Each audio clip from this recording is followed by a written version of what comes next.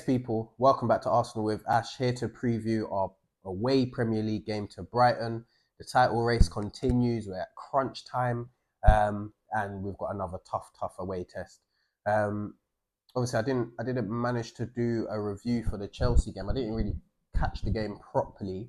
I watched it in large spells, but I was away for the weekend. So yeah, I tried to catch as much of it as I could. And yeah, ultimately the result is what mattered. It was a big result. And in terms of the last two games and bouncing back from Brentford and Wolves, Tottenham and Chelsea getting 6 points there is massive. It's massive, and especially when the pressure was on. City had beaten Leeds the day before 1-0, and they were within 2 points of us again. So we had to extend that lead. We had to get over a rival, a much tougher test than last week against Spurs.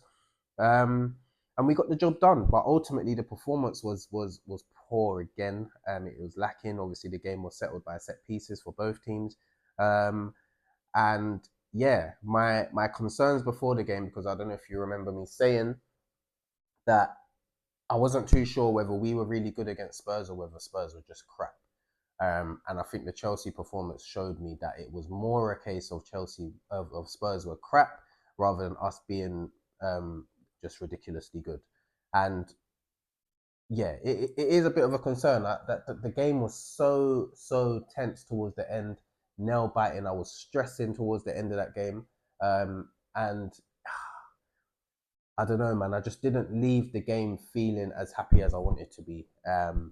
But like I said, at the end of the day, it was about the 3 points. And I'm not going to lie to you. In the Premier League, if we do win the title, it will be a case of just getting over the line. In the other competitions, I think I've said it before. In Europe, I think we've got even a better chance of winning that than the Premier League, and even more so now with the draw that we've been given.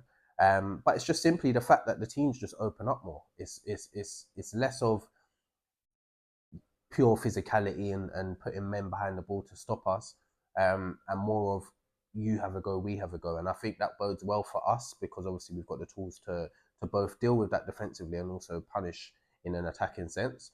And the draw we've been given, I said before, if we come up against English teams in the Champions League, that's our only negative. And the three English teams that I probably wanted to avoid the most, maybe not Chelsea actually, but especially City and Liverpool were on the other side of the draw to them. So we should definitely be looking like getting to the Champions League final. But in terms of this league, it's just gonna be rocky, man.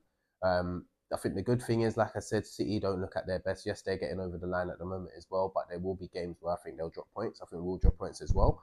And that game at the Etihad is going to be huge. But before that, the game at Wembley is huge. I keep saying it. It's everything for our season.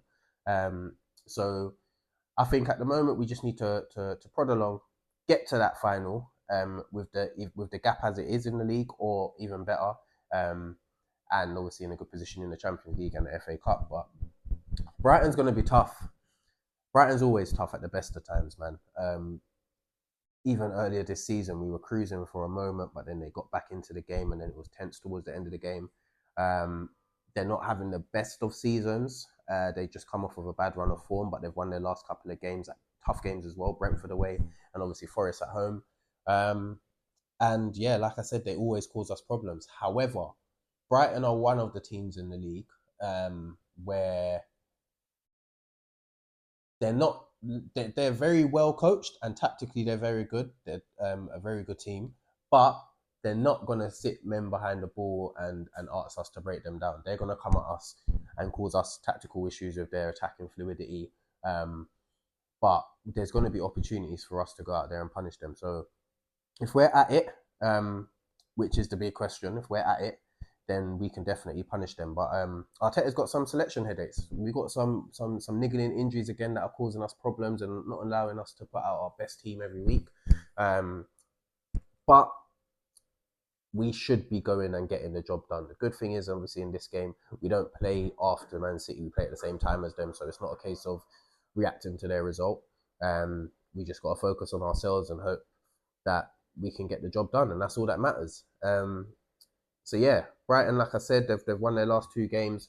They haven't really got many injury issues. I think it's just Webster who's got ACL, and there was someone else I can't remember who exactly it was, but it wasn't someone that you would expect to be starting for them.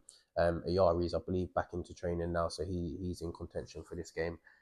So yeah, they've got good options, and we know the threats they have, none more so than Danny Welbeck. Obviously, he used to play for us. He's in really good form this season. He's getting on a bit with age, but he's still out there producing. He's going to cause problems. Mitoma out on the left, I've always liked him, a proper tidy footballer, but Jurriën Timber's got him in the pocket, man. Minter, Diego Gomez, they've got Pascal Gross back as well. So yeah, even in defence, Van Hecke and Dunk, they've caused us problems in the past. So yeah, this is a tough test. And when you look at our last couple of away games, barring the Spurs game, Brentford and Wolves, them type of fixtures, it's not going to be easy. And I don't have a huge amount of confidence. I'm praying and I'm hoping the boys can get the job done, but I think it's going to be another tight game.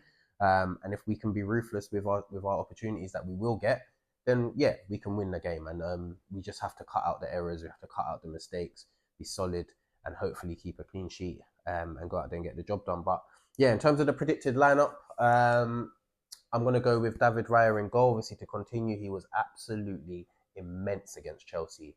Brilliant, magnificent. He's the one. Yeah, he's a serious goalkeeper. So yeah, David Raya in goal. It's going to have to still be Jurriën Timber at right back. I'd bring probably Ben White in for the FA Cup game, and also he's been struggling with a niggling injury. So yeah, I'd go with Jurriën Timber, Saliba, Gabriel, and I'd would I put Calafiori in there? Yeah, I'd put Calafiori in there to change things up. Nkapie's been really good, but he's played a lot of minutes as well, and in the coming weeks he's going to play a lot more minutes still. So I think Arteta might go Hincapie and then play Calafiori against Mansfield on the weekend, but I'd be happy with either or. And then in centre midfield we have a little bit of a problem. Well, we've got a big problem. Not even a little bit of a problem. It's a big problem, and that is Declan Rice. Obviously, came off injured against Chelsea. Arteta said he wasn't sure how he was going to be for this game. I don't think it's a serious injury, but I believe he is a doubt for this game. And I don't think we're going to go out there and take the risk. So he could have a week and a half off where he misses this game and the Mansfield game and is back for Leverkusen away. So I think that's what's going to happen, and it's a worry, like I said, because Declan Rice is massive for us. So yeah, I can see it being a Zubimendi. I can see it being a Zubimendi Norgard double pivot, which doesn't fill me with much confidence, if I'm honest.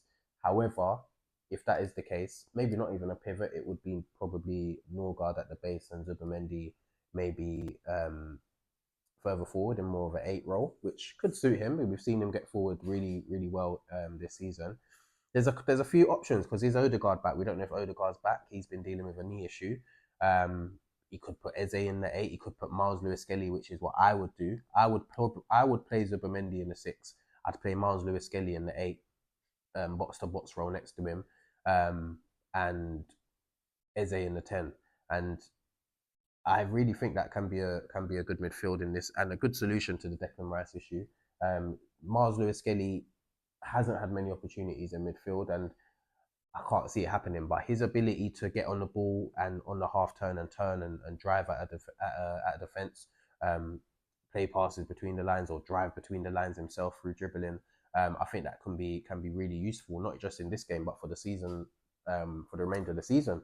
However, what I think we'll see, and again, it could even be that I honestly have no idea what Arteta is going to do, because it could be a Zubimendi Norgard double pivot, and then we could play Havertz even behind Gyökeres, and I don't know what he's going to do. But if he's not going to play Miles Lewis-Skelly, then I'll probably lean towards that in having Norgard and Zubimendi at the base, Zubimendi getting forward when he can, and also have Havertz in the kind of 10 support striker role.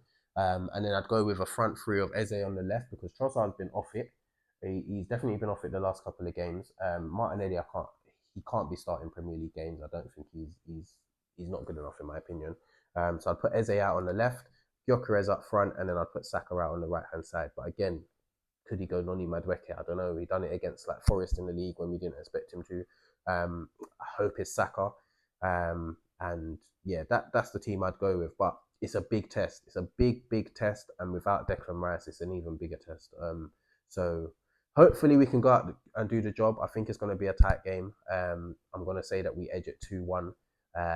But if we do draw this game, I would not be surprised. I'll be honest with you.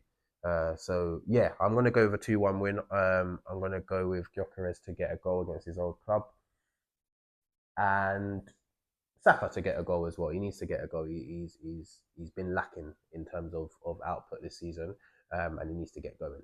So yeah, Saka to get a goal, Gyökeres to get a goal, get the 3 points. Hope that Forest can do something at the Etihad.